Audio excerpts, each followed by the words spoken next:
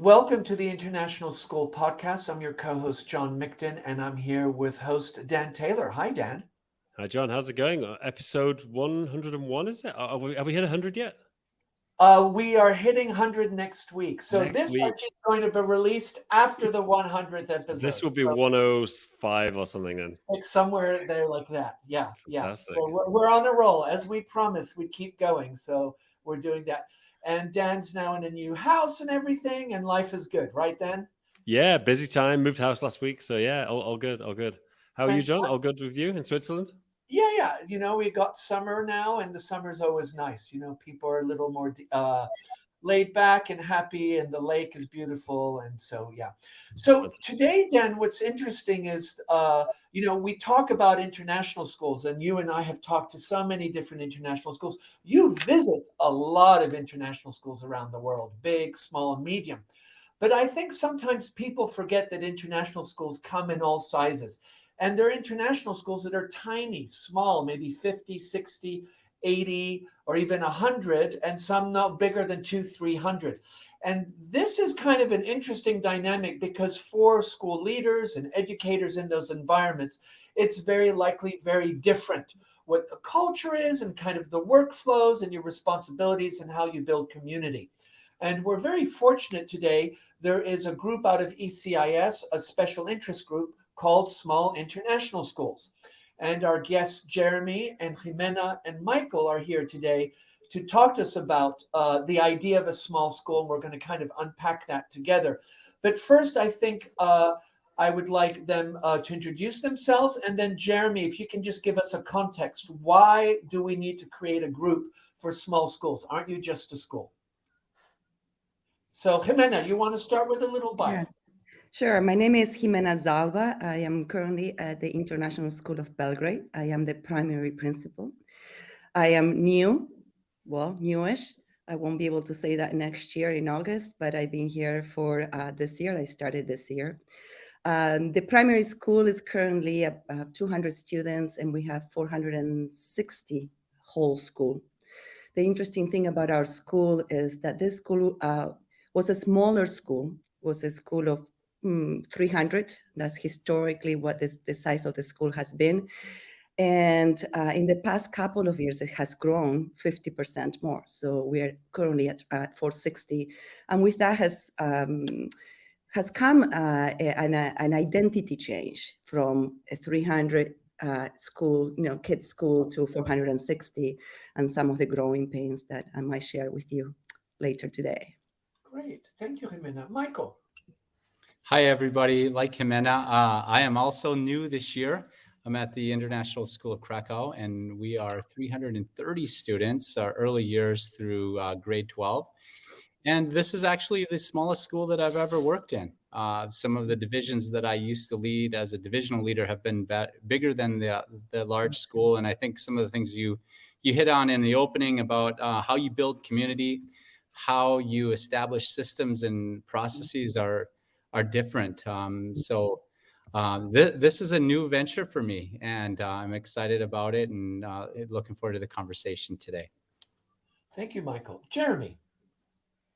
Yeah, thank you. It's so nice to meet you, John and Dan. I've been a fan of the podcast for a while, so I appreciate the opportunity to be able to speak and chat with you guys today. So I am the principal of Frankfurt International School's Wiesbaden campus. FIS is a known school to have it's a pretty large school. On our main campus, we have about 1,600 students. I have a satellite campus about 45 minutes away from the main campus, where I lead a school from early years all the way up to grade 8. And we fluctuate right around 200. So 198, 202, depending on the day and who's coming and going. Similar to Mike and Jimena, I've always worked in larger schools. And so this is only my second year in the position. And it's interesting, the three of us have connected because we've talked about this shock or this learning curve that we're on about what is this small school and how do we work within it. And so that's how the three of us have become connected. And interestingly enough, it was last year, my first year was starting in about October. I felt exhausted after defending us as a small school. You know, everyone would come, oh, you're the smaller campus, you know, we want to be at the larger campus, or, you know, lots of this conversation would come up, and I was constantly feeling like I was defending, you know, and trying to compare ourselves to that. And it wasn't until I talked to Sarah Krupke from ECIS, and she had worked at a small school as well. She said, Jeremy, you need to stop apologizing for being a small school. She said, there's some sort of magic, there's some sort of power about a small school that we need to start talking about, that we need to start learning from one another and collaborating with. And so last year, the seeds had kind of started to be planted for this group coming together to talk about small schools. And really, you know, as us new folks have walked into these positions, we can't take the same structures and systems that we had in place in our older, larger schools and bring them down to the elementary, you know, to our smaller schools. You know, I've got teachers who wear 2 and 3 hats, and when trying to put together a master schedule and make students, you know, experience really well-rounded, you know, there's a lot of challenges to that. However, as I think the 3 of us and the other groups, the other members of our group that have been starting to talk, there's a lot of magic in a small school. And so I think we're here to begin to change that narrative. And it's, you know, we're not small, we're mighty, and there's a lot that comes with being a small school. So I'm excited to be able to talk a little bit more about this today. Thank you, Jeremy. Dan, you know, I'm just thinking about you and your own company. You worked for large corporations and then started you're a small company. And does that resonate a bit with you, this idea that the structures and systems that you had to implement for Absevent, which is really just a few people, were very different from your past experiences? Yeah, I mean, yeah, definitely. I mean, I think, I mean, it probably, yeah, for sure. It's completely different. Like, I mean, I think the thing with schools, obviously, because, you know, I work with a lot of different schools, is small schools. First of all, yeah, the systems and processes, but secondly, people wear a lot of hats. You know, I think that's a big difference, which I'm sure is one of the things we'll talk about.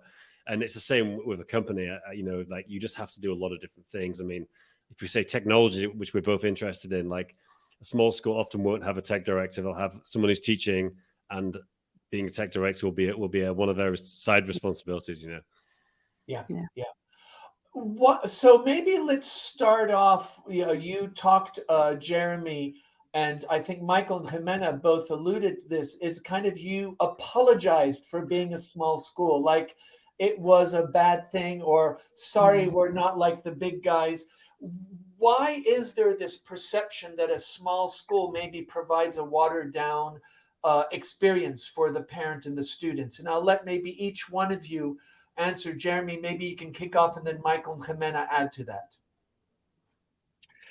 Yeah, you know, I can speak from my experience where, you know, when parents come here to FIS, they have a choice of picking a larger campus or the smaller campus. And I think when you go on the larger campus, I mean, it looks like a university, and you know, what's available to the students is just, it looks outstanding. And I think with having that big of a school, there's often I'm going to say a sense of competition within the school itself. And that in itself, I think, gives parents the idea that, it's really competitive. And so, you know, it must be a really good school. And so by competition, I mean, you know, if you want to go out for the school play, you know, rather than having, you know, 10 kids on stage, you now have maybe 30 or 40 kids, but you have 100 kids waiting to get on stage. And so that competitive atmosphere, I think, perpetuates this idea that that's what's better. And so, you know, I often find myself, you know, having interviews with families who are looking at both campuses and saying, yeah, you know, we don't have, 10 sports that we offer throughout the school year, or, you know, unfortunately, we don't offer this one advanced math class, but we do offer, you know, and I would often talk about a more personalized approach, you know, more individualized instruction. But I was always apologizing for not having those features of a large school, and the culture and the message has started to shift here, because I think it's more and more we need to talk about what it is that small schools can do to offer a truly amazing experience for kids. So I don't know if Jimena or Mike want to take it from there. Yeah, thanks, Jeremy. Just to build on that, I think it's really a question of what are you striving for as a school? And I think there is that natural feeling like bigger is better. And I think you might have coined this term, Jeremy. It's really about speaking about our schools in a way, and the way we might shift the narrative is it's a boutique experience. And like if you go to a boutique hotel, you know what that feels like. And if you go to a big chain hotel, you know what that feels like. And so I have a bit of a feeling that these big schools, you kind of have that big hotel experience. And I think what we're trying to do with being intentionally small, that's another key word to this, is what are we going to be intentional about? And what are we going to be intentional about not doing?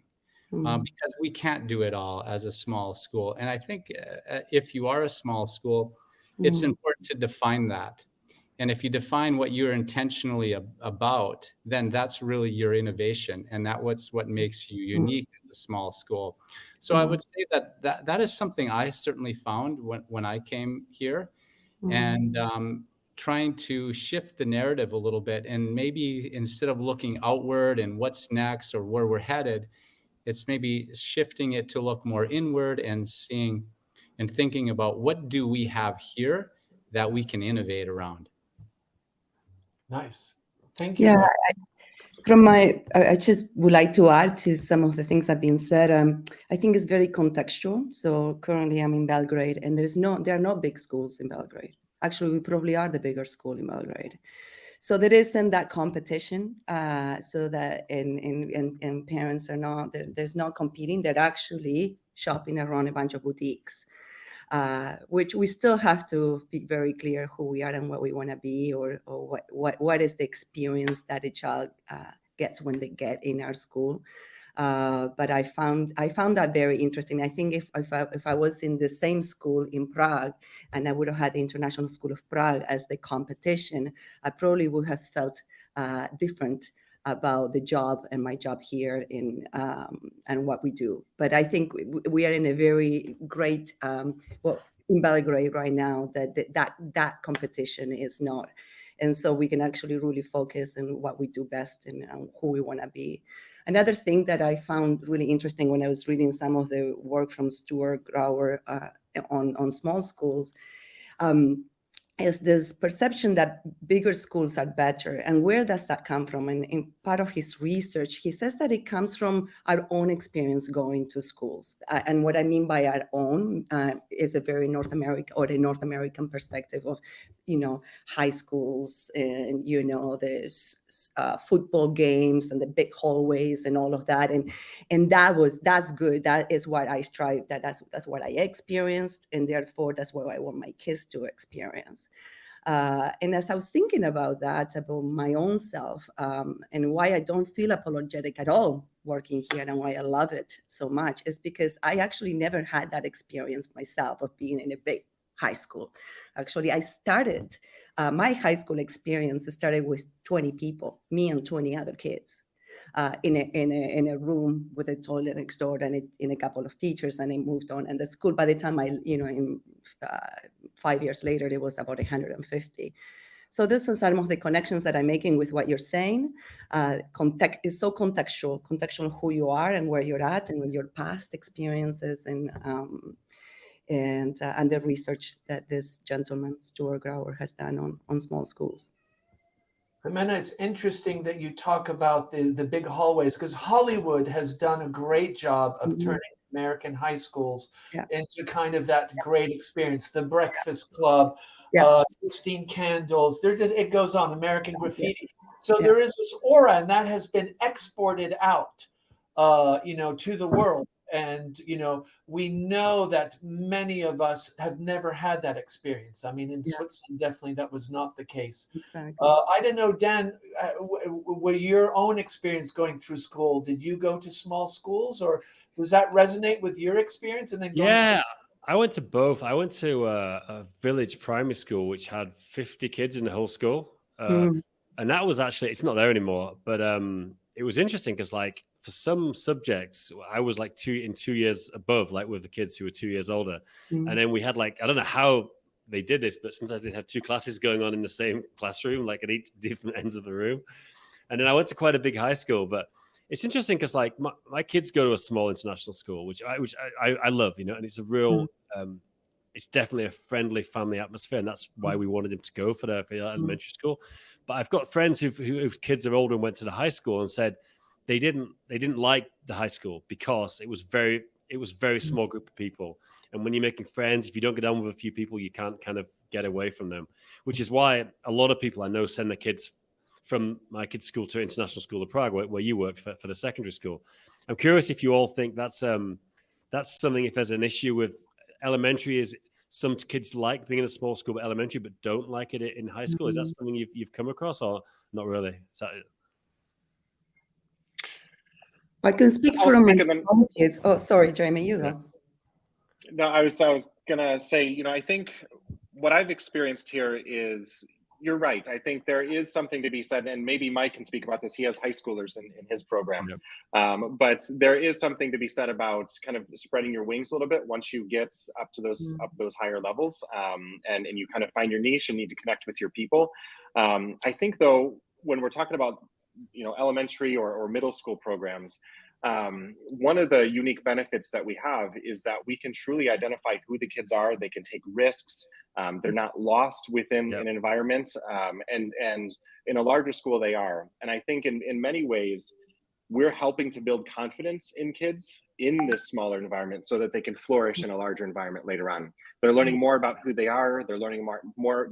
They're taking a lot more risks, I think, in a smaller school, so that upper school, if it's a larger school experience, is a little bit easier on them. But I mean, I'd be interested to hear from Mike. You know, what is it like with the high schoolers there?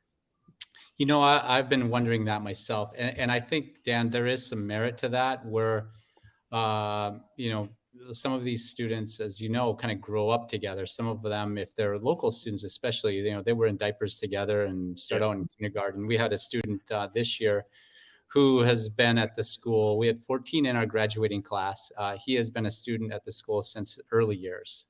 So he has seen everything in the evolution of the school. I wonder what the tipping point is, though. I think it might be when you kind of make that switch into two sections, from maybe when you go from one section at each grade level to two, maybe that dissipates a little bit. And just, you know, building again on what Jeremy had mentioned, I think we can do in these small schools, if we put the structures in place correctly, is to really develop student autonomy and student voice, and have them be a part of leading the school. And I know PSI did some amazing work around this this year with their NEASC reaccreditation process, where they actually had students work as co-facilitators in their self-study. So that's just one example that I think can happen in one of these smaller schools. Jimena, because I think, Jimena, knowing both of your wonderful children, your children have experienced large and small school, and I can't believe that they're very likely already in high school. Am I right? Is Sophia in high school? Yeah. So they were in a big school in Prague, and now they're in a smaller school. How has that been for your own children? Yeah, I think. So first of all, they have friends from all grades, so they're not stuck with their grades. So their connections is broad. So Mateo's like best friend is in grade 11, and Mateo is in grade 9. My two kids actually get to hang out a lot, even though they're in different grades, because the group, it's you know, so that's lovely to see. Another experience that they have is that even though they might have less opportunities of choices what to do, but whenever they want to do something, they get in, they do it. I have spent a month this year on all the travel, because they wanted to do everything and they travel everywhere. So, and it's not as inexpensive to travel from Prague. Is less expensive than here. So anyway, so they get to do a lot. So they've been in a lot as well. And because the schools here in Belgrade are also small, they get to actually do a lot of activities with other schools in here as well. So that's another benefit that they've had. So overall, I think interesting that you're saying that, Jeremy, because I would say that at least one of my children, no, I'm not sure both of them, but one of them will feel they feel safer. There's a feeling of I feel safe here. This is a place I feel like I belong more. And because the connections that I can make with my peers and with the adults around me are they could be stronger. Now, not both of them feel like that, but one of them does. One thing that Dan had alluded to earlier on, talking about his experience, visiting other schools and looking at tech directors that might not exist in a small international school, and it's different roles. And Michael and Jimena both talked about, and Jeremy too, you all had worked in large schools. So the systems and the processes, and you had a business manager. There were a lot of roles that kind of were very well defined. Yeah. I imagine, and I think Michael, Michael and Jeremy and Jimena, you very likely are doing a million different things that maybe in the past you wouldn't do. Maybe talk about that transition of and Jeremy, you alluded to teachers having, the scheduling issue and how teachers have 3-4 different roles. Maybe Jimena, talk to us about that, and then we'll go loop around everybody.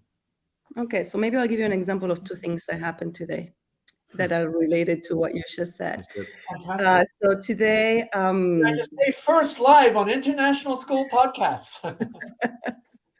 No, so like today, for example, we're trying to actually improve our learning spaces, and one of the things we need to do is declutter the classrooms and so on. So I basically had to go to a basement and begin to actually go through boxes and figure out what we're going to keep, what we're not going to keep, what's going to go. So that's been part of my job that in another school I probably would not have had to do. And it has, in this case, there are not enough people on facilities to help with this or whatever. So that's one thing I did today. Another thing I did today is where there's a number of talking about systems. There's a number of primary policies, let's just say, or guidelines that we needed to review. And so maybe in other schools, I would have done it by myself with the other principal, and then give it to the teachers and see what you think. In this case, I asked teachers to come and actually look through these policies, give feedback, talk about the policies, and figure out what they think how we need to adjust those policies. Because I think another thing around a small school, it's a much more flattered organization. I think we all wear different hats, and therefore that in itself makes the organization, the leadership of the organization, much more flattered than other schools that I've been. Interesting. Michael? Yeah, similar to Jimena, it's funny you mentioned packing up boxes. We are adding an addition to one of our buildings. We're adding a 3rd floor. And we had to move some classrooms. So right before this meeting, I was packing up some boxes and putting tape on boxes. But, I can give you an example. It wasn't from today, but it has to do with people wearing many hats. And for example, our business office. I have 2 people in the business office, and not only do they take care of all the finances, they take care of all the operations. So I'm sitting down with our business manager. We're looking at our budget for the year, getting ready for a board meeting. And then all of a sudden his phone starts ringing. And we discover that it's the lead security guard who's calling because one of the toilets was plugged. So we had to drop that conversation, and we had to go deal with the toilet that was plugged in one part of the school. So everybody wears many different hats, and the processes of a school are all the same. The same processes that exist in a large school exist in a small school, and we just don't have the same number of people to deal with the same things. But the expectations are the same. So even though we're small, we're still expected to operate at the same level a large school might have, where they have many more people to support that process. Yeah. And that is a struggle. Yeah. that I find. I agree. I'm curious, is there a definition of what, I mean, I know there's obviously a lot of definitions, but what's generally considered a small school, like below what number of students? That has been the question. And so interesting, in a couple of weeks, ECIS is hosting an online kind of webinar or series with Stuart Grauer, who Jimena has spoken about. He owns a school in California, and he's devoted his entire career to researching small schools. And if you go on his website, he's got the Small Schools Coalition.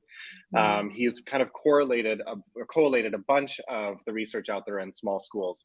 And he says, what he's seen is a small school is usually between 200 or 300. Once you start getting over 300, pushing in the 400, you're losing the flavor of what a small school is. And I think you're starting to become a little bit more departmentalized or compartmentalized when you're talking about resources, and you're breaking down kind of those structures that are in place in a small school that make it feel like a small school. Sure. And so it's interesting that Mike and I and Jimena were in a session just a couple of weeks ago at a roundtable. And there was a director who was working with her board, and they were kind of wrestling with the idea of, do we want to grow or do we want to intentionally stay small? And one of the things that she as a director is trying to convince her board is this feeling, this atmosphere, this environment that we're known for may get lost as we get bigger. And so we have to be okay with that shift, and perhaps our mission and how we do things around schools may change a little bit. That's so interesting that you bring that up, Jeremy, because I had the pleasure of working at the Western Academy of Beijing when it first opened up, and it was a small school, 100, and there was this, what they called the WAB feeling. And then it moved to a new campus and it went to 1800. And there was always, the old guard was like, we've lost the WAB feeling. And I was at an international school in Luxembourg. And that school, many of the teachers that had been there many years remember it when it was just 100, 200 in a small building. And then in 2000, they moved to a big campus.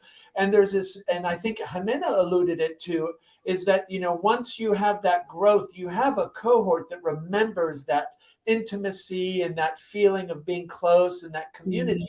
And then as you grow, you want to keep that, but it's much harder. And I think, Jimena, you were talking about your school going up to 50% larger and how that cultural identity is changing.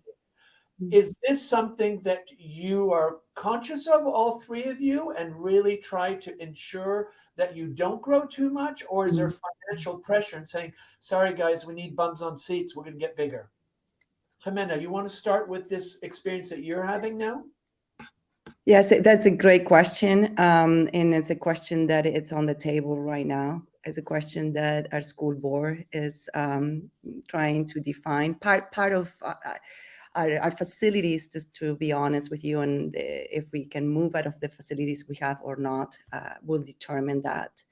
There have been conversations if we get to 500, 560. I don't know. I don't think the school will get bigger than that. Currently, in the facilities that we have, we cannot grow much more.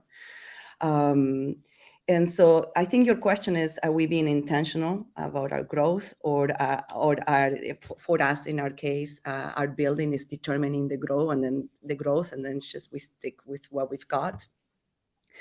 So actually, I don't have an answer to that question, but I think it's a very important question, by which, actually, as a matter of fact, at my first board meeting here, that was the question that was asked.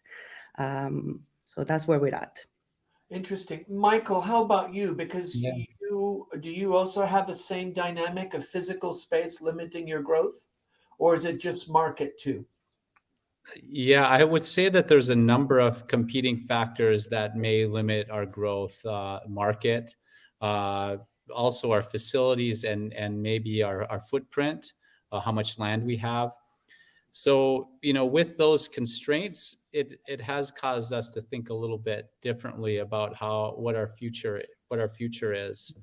And I would say that that's maybe also a dynamic of a small school, is there's this tension of who you want to be and becoming, trying to develop that identity. And that's what I'm excited about this group with ECIS, the Intentionally Small Group, because I'm kind of leaning into this conversation now, which I think will help inform, my leadership and what we do here at ISK. Yeah. So it's really refreshing for me to have some partners to talk about the exact type of things we're talking about right here. Jeremy, you have a different situation because you have the mothership or fathership, whatever the big FIS, which has a big campus, really great facilities, and it's a very well-known school. And then there's Wiesbaden, and most people, I would say, if you talk about FIS, they don't know that there's a satellite campus.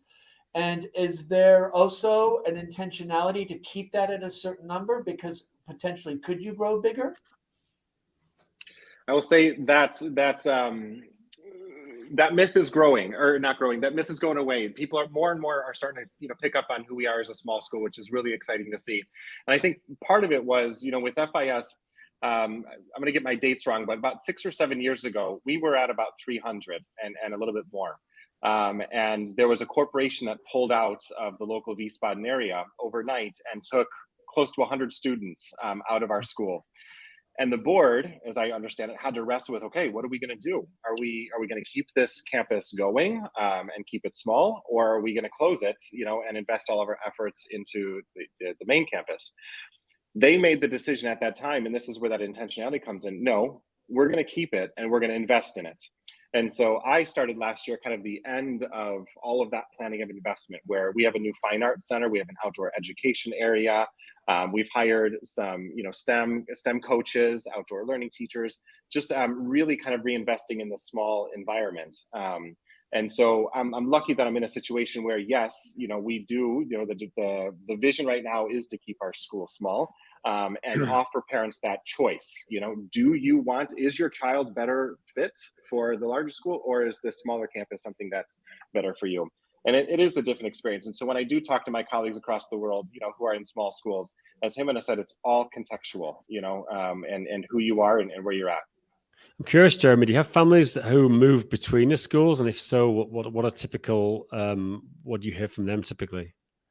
Like they move from the large school to the small, from Wiesbaden to the small school. Does that happen, or vice versa? Yeah, I would say, since the reinvestment in our campus, I think we're seeing a lot less.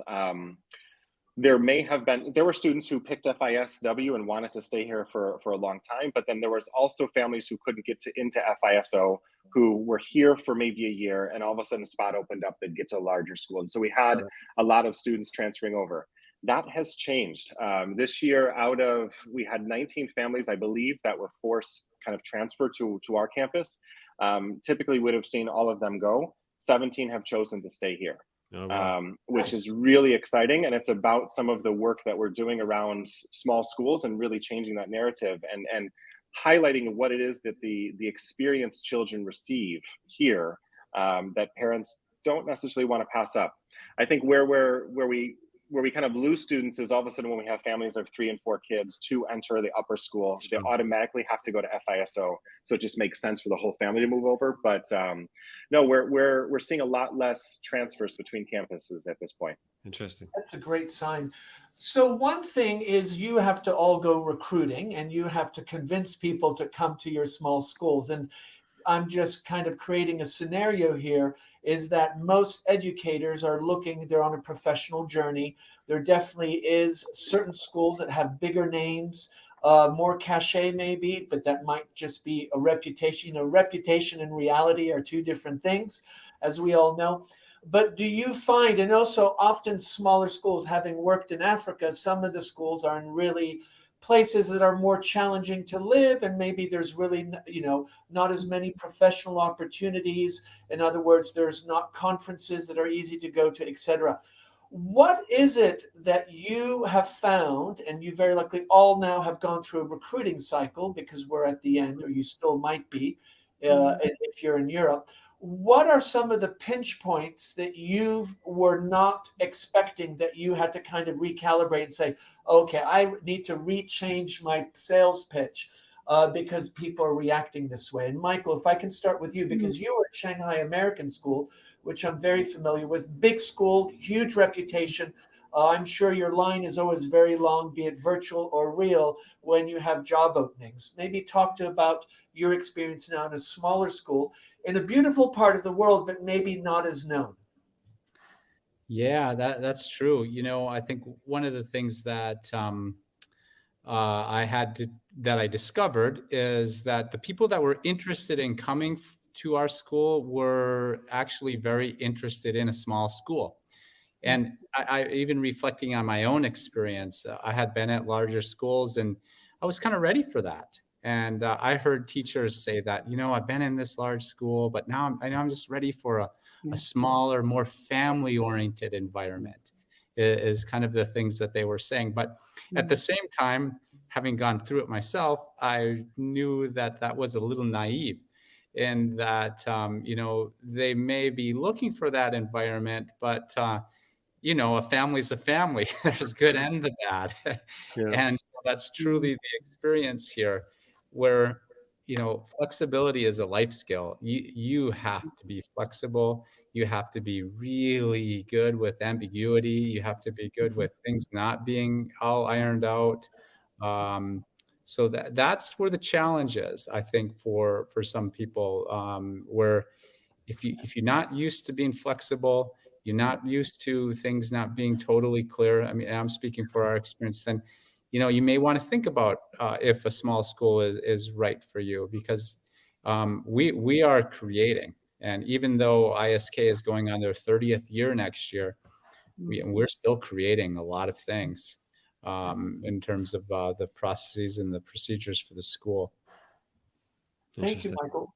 Jimena, how about yourself, your recruiting cycle? Because you've had to recruit for IS Prague, which of course has a global reputation, and there are very long lines, but you were in Cambodia, Phnom Penh, another wonderful country, but maybe not as popular as a destination. And now Belgrade, which, unfortunately, most people don't realize what a great city it is.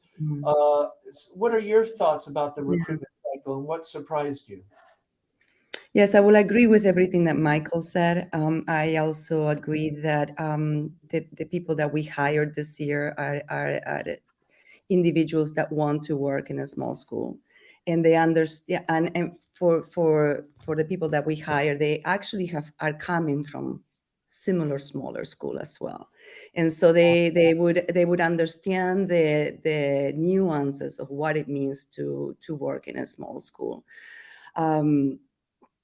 Frankly, when we were looking for people, we were actually looking for very much the profile of the individual that Michael is alluding to, with the idea of being flexible and agile and wanting to contribute in levels that if you're in a bigger school, you don't actually either have the opportunities or you don't want to contribute to that level as well.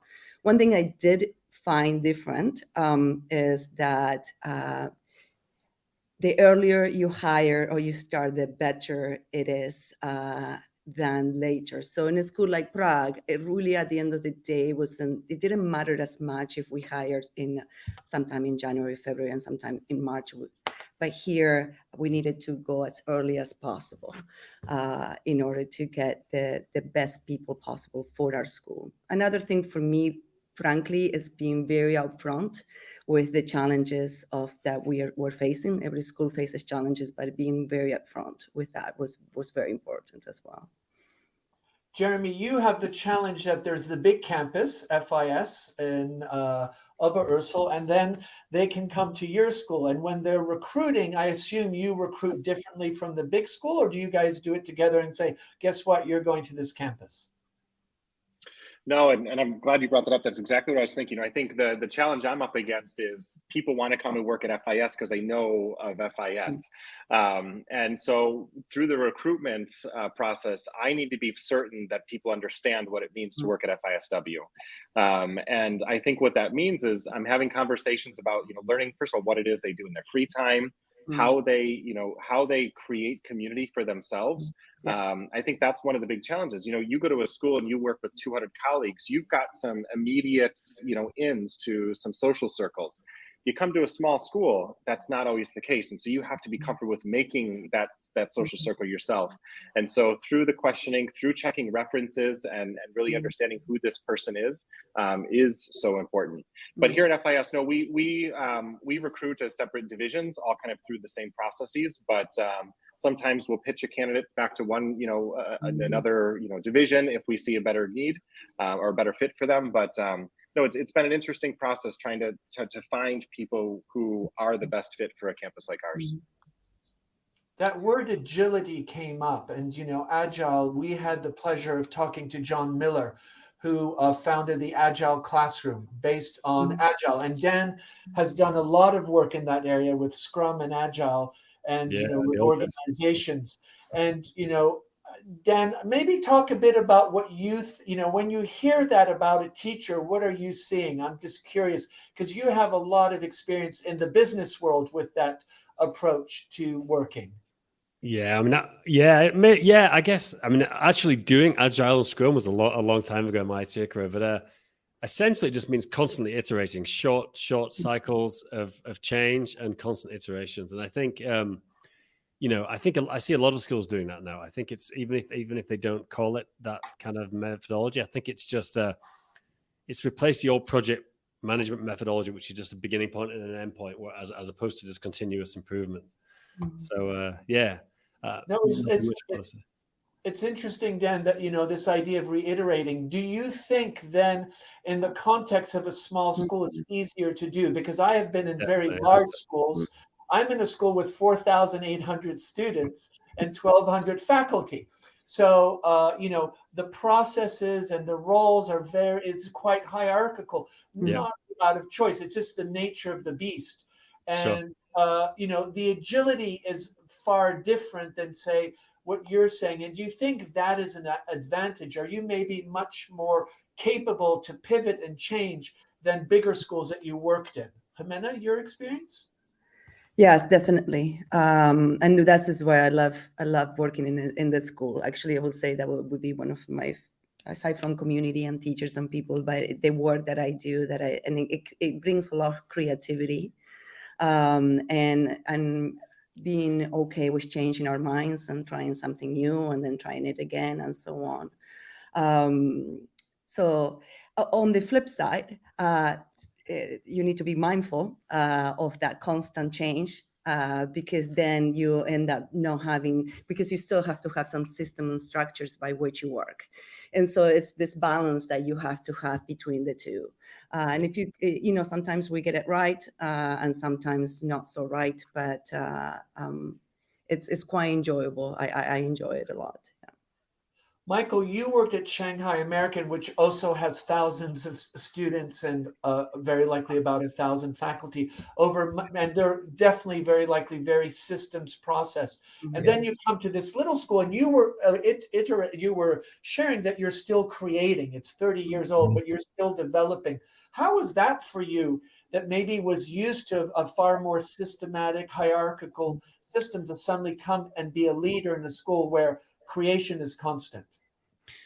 Yeah, somebody explained that to me where, a school like SAS or one of these larger schools, and you probably have heard this term before too, it's like a big warship out in the ocean. If you're going to turn, and you're going to have to put that in place years ahead of time if you want to make a turn to the right. And, I naively thought that a small school would be like a speedboat. If you wanted to turn it, you just make it turn really quickly and you're off and going on to something new. But what I've discovered is that it isn't like a speedboat. It does, because maybe not all the systems and the processes are in place for it to work like a speedboat. So I guess that's what I mean in terms of still developing some of those things. And I think it has to do with people not having a lot of extra time and, people in dual roles. For example, our activities coordinator, he's also a Spanish teacher. And it is hard to do both of those things. And so sometimes, just aligning schedules and getting people around the table can be difficult sometimes. Jeremy, you have the situation where you have the mother campus, FIS and Oberursel, and then there's you. Do you feel that you have greater capacity for agility over a larger school that might need to have more ingrained systems just because of the organizational structure? Absolutely. And I think that actually that plays to our advantage. I think there's a sense of pride amongst our teachers where, something comes in, standards-based grading, in the upper school. That's something that comes in. I have 5 core middle school teachers that have to buy into that. FISO has, 120 teachers who need to buy into that and also work. And so, we're able to quickly switch, and our entire middle school is following a more standards-based approach with a lot more feedback to students, whereas it's a little bit more difficult in a larger organization to ensure that. And so I think with that comes a sense of pride in my staff where they're like, wow, we did it and we did it well, and others are learning from our experience. And so although I agree with Mike, I think, there a lot has to go into the relationships around, kind of these systems and procedures and things that you're putting in place. But we can certainly be much more agile, and that's what I love, is the sense of innovation that we constantly have going on here. But how about you all are wearing different hats? So Michael and Jimena were unpacking boxes. Michael, you unplugged the toilet. How is it for your own well-being and your time and balance? Because in a big school, you might have an office or a secretary, or you have an HR team. You very likely, if there's a problem and they want to go up the pecking order, you're the person that they come to. How is it for your own balance and trying to find downtime where you can just be on your own and not always be in mode of engaging with your community, especially with parents, events, if there's a theater event, a sporting event, just kind of your thoughts. Jeremy, how about yourself? We'll start and go a different way. Well, I think this speaks a little bit, 2 things. Number one, it speaks to my type of leadership. I want to be as open and honest with people as possible, and I want them to have a life outside of school. And so I need to demonstrate that I have that as well. And so as a leader, we've committed, here at our school, we don't send emails after 5 o'clock. We don't impinge upon other people's, livelihood outside school. And so that was something that we intentionally put in place, and I follow that as well. And so I think that's part of, although I do wear multiple hats and my days here are very, very intense, I am able to go home and kind of decompress a little bit. And I take pride in that. I think, that hasn't necessarily been a problem here for me. And then also, I think just being within the larger FIS umbrella, I think as a school, we do value health and wellness and well-being. And even from the top, Dr. Fochman, our director, he does value that time and wants us to make sure that we're away. So I think it's a little bit more of a mindset and organizational culture than it is specific to small schools. I don't know. Yeah. Michael? Yeah, I think it is important to establish those working agreements, those norms of collaboration, how you function as a school. I would say that is a real part of the job. I would say maybe I don't quite have that figured out yet in my first year.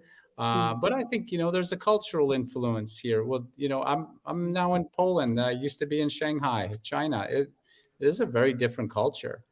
So there is already some different systems in place. So I was very sensitive too, coming in as a new leader, like not just to, transpose what I used to do or how I used to function onto this different environment. So I think you need to be sensitive to that as a leader, and not try to recreate, and just make sure that you understand all of the factors and all aspects and, the culture of the school, because it does have its own, and, kind of take it from there. Jimena? Yeah, actually, I'm going to answer the question with a different slant, because I agree with what has been said. For me, one of the greatest challenges, and I'm not using challenge in a negative way, but it was getting adjusted to the concept of time in a small school. My time, teachers' times. Because at the end of the day, we use time in the way things we value, right? If we're a value-based school and I'm a value-based person, how I use time, it does reflect on those values. And so I'm giving you an example today. I was unpacking boxes and cleaning out a space. And for me, I'm like, well, that is not how I should be using my time as a principal. For example, I should actually be in a classroom, or I should be coaching a teacher, or I should be, because at the end of the day, learning is the most important thing we do. But then, so that has been a bit of a struggle with me, but I need to do this because it needs to be done, because this classroom needs to be decluttered, whatever those reasons are. So this challenge of how I use time based on what I think is valuable for who I am and what I do has been something that I continue to, and it has to do with the different hats we wear, that I continue to question, is this the best use of my time today for what I think, I believe is best for the school, and sometimes for me as well. But Yes, absolutely. Yeah. Dan, you visit a lot of schools and you see a lot of small schools, and you alluded at the beginning of the IT director that's the PE teacher and also the grade 3 teacher at the same time. What have you seen? I mean, what have you noticed from that kind of lens when you interact with people in smaller schools, especially with the IT security and some of the IT issues that everybody engages with? I think that's a challenge for small schools, is IT and cybersecurity, because having someone of your caliber, John, a very high level tech director at a school, means a lot of bases are covered.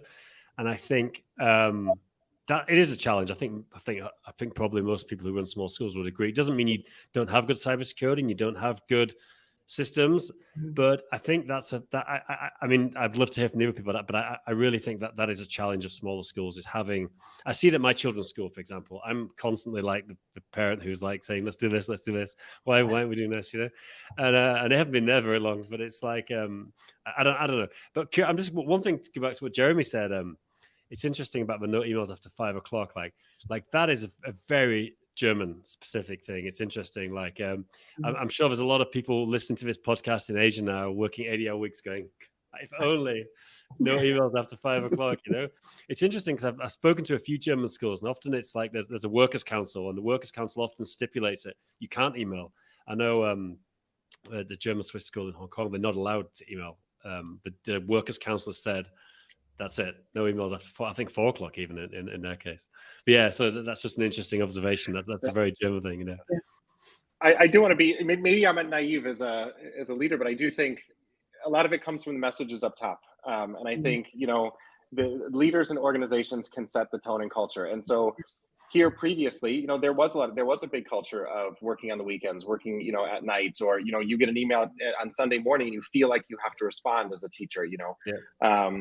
And I felt coming into this organization post-COVID, post a lot of change to the campus, a new leader coming in, the best way to really establish health and wellness and rebalance things is to come in with that message. And so I've been lucky enough that we've stuck to that agreement as an organization, and I think it served us all well. Yeah. Michael, you alluded to this too, because you were at Shanghai American, which is, a big school, China, having lived in China. It's a very different work ethic, and it's kind of, there is a speed and urgency to everything. And then you transition to Krakow, which is maybe a smaller community, and also maybe the Polish culture is very different. Not that people don't work, but maybe the kind of the energy might be different. Did you find that a challenge for you, because you came in with that energy, and maybe that was what not you were finding in the school? Yeah, I don't know if it was so much about the energy, but what I was going to say is that I think where some of this extra layer of stress comes from, and we find us doing a lot of different extra things, kind of might come from sometimes, and Jimena said, our focus is on the learning, right? So we're making sure that we're dealing with the structures that support, that have to do with the day-to-day learning and working with students. But I think sometimes what we neglect in a smaller school are those departments that support the learning, like operations, like finance, like administrative staff. I mean, I can easily go to my board and ask them for another teacher if I justify it about the learning. But if I want to ask for an extra administrative assistant, or somebody to support marketing or operations, that is going to take a lot more convincing to do. So I think it comes out of that. Interesting. Jimena, you're agreeing to that. Is that Yeah, resonating very with you? much. Yeah. That's I mean, one of the growing pains that we have or having here is that we moved, as I said, we moved 50%. We've grown 50%, and what I understand is that we do have the teaching staff to support the students, but the auxiliary support staff has not grown. So we actually have 3 people in the business office. In the facilities manager has like a handful of people to do the job. Therefore, I had to do the boxes today. But so that is something that that I have found quite different and interesting coming to a small school. Fantastic.